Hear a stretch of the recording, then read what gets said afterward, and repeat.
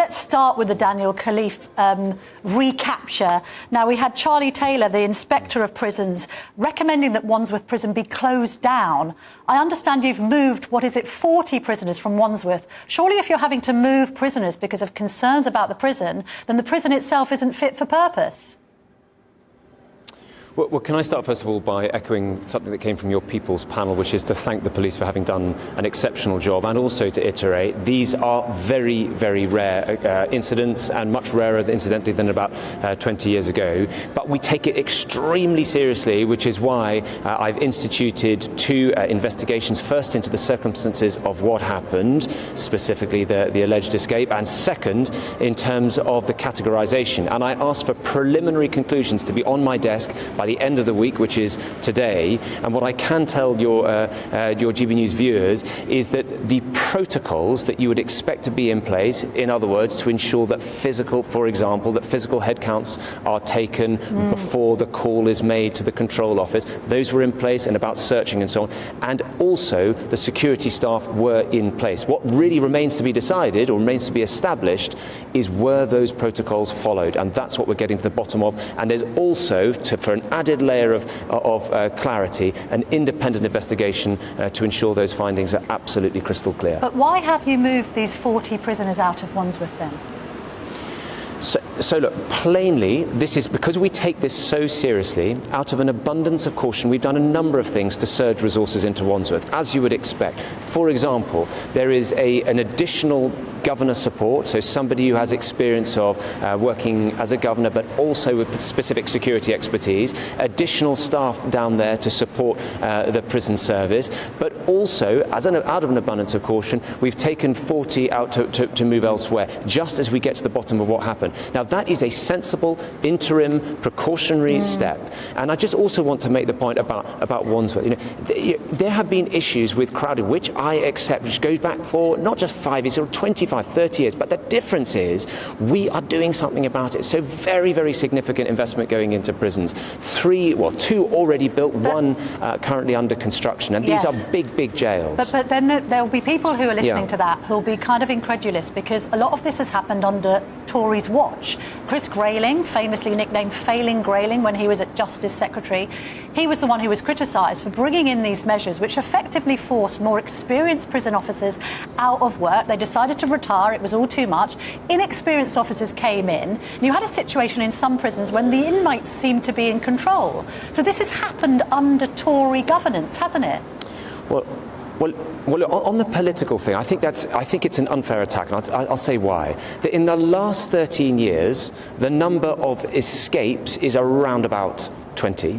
In the 13 years before that, it was about 170. So that's the first point, that these are very, very rare. That's the first thing. But the second thing is, this is really, really important, is that the investment that is going in now, and has gone on over recent years, incidentally authorised by this Prime Minister as Chancellor, is the biggest programme of investment since the Victorian era. So it's not just new prisons, important though they are. It's refurbishing blocks in HMP Liverpool, in HMP Birmingham, in Stockton and Rye Hill. It's about rapid deployment stuff. So vast investment going in. And this is the important point, not in response to a Khalife incident, but this has been going on for very many years and is really starting to make a difference. OK, but unfortunately there is this perception, rightly or wrongly, that actually the Conservatives haven't been tough on crime, or indeed, if I may use the phrase, the causes of crime.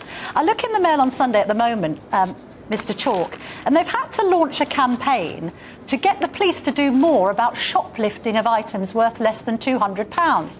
There's this phrase going around called low-level crime. The police aren't dealing with low-level crime. No crime is low-level to the person who's a victim of it, is it? There's this perception that under Tory governance, the stance on crime has become softer, not tougher. Could you address that, please? Well, that would be wrong, and I'll explain why, if I may. So first, there are more police officers than at any time in our history. That's the first thing. But second, if I look at offences which did not exist when we came into power, so I'm particularly passionate about trying to address violence against women and girls. Let me say, coercive and controlling behaviour did not exist. Non-fatal strangulation was not a separate offence. Revenge porn didn't exist. Stalking wasn't a crime. So we've created these offences. Also, something dear to my heart, That's stalking. We doubled the maximum sentence. I know, but death if you by have dangerous a burglary, driving used to be 14 years, now life. So all I'm saying Chalk, is that I've been the victim of a resources are going burglary. in and the sentencing lengths are there. If you're the victim of a burglary, as I have been, and effectively the police says, well, just get the insurers to deal with it, we're not going to investigate, it doesn't inspire confidence.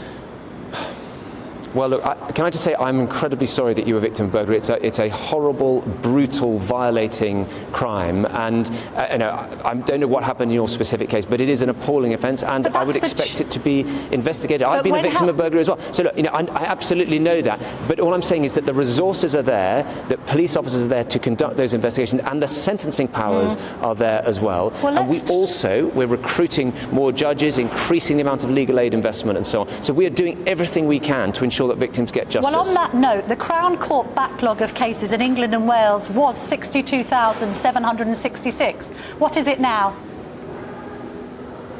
So it is around 63,000. I think it's important to just put a couple of things in context.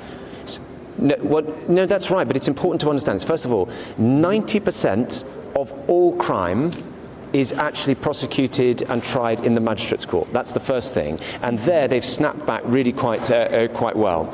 As for the Crown Court, which you're referring to, we inherited a caseload of around 48,000. It was then about 40,000 before the pandemic, and then it ticked up. And that's because, frankly, there are few systems, and our jury system is incredibly precious, and it safeguards rights and liberties and ensures that the guilty are convicted and the innocent walk free and so on. But it was very, very badly affected by COVID, which is why we're working our way through. We've put huge resources. That's to say, we've got Nightingale courts, which are still open, 1,000 additional judges, up to £141 million more as legal. So we are working through it. We're putting the downward pressure on that. And the final point I want to make, if I may, is we have quadrupled funding for victim services so that those people who are perhaps like you or others who are victims of crime get the support that they deserve. All right, but we have concluded that the backlog is still as big as it was pre-COVID. One more question on this Chinese pie story, which I'm sure you've seen on the front of the Sunday Times. But just very quickly, it went down. But it's gone back up. Yep, go ahead, please. On the Sunday Times... Yeah, that's because we had the industrial action. We had industrial action. We've had Rishi Sunak today. He says he's taken on this case of this Chinese spy infiltrating the House of Commons with the Chinese Premier Li. What's your reaction to this story? Because this Chinese spy appears to have got close not only to the Security Minister, but also the chair of the Foreign Affairs Select Committee. Yeah, well, of course, it's significant, it's important, and the parliamentary authorities and indeed other agencies will no doubt wish to get involved, and that's got to take its course and proceed in stages in the normal way. But the general point that I would make is that the Prime Minister has been very clear that China is an epoch-defining challenge. We stand up for our values, we engage, but we do so with caution and calibration. Alex Chalk, thank you so much for joining me this morning.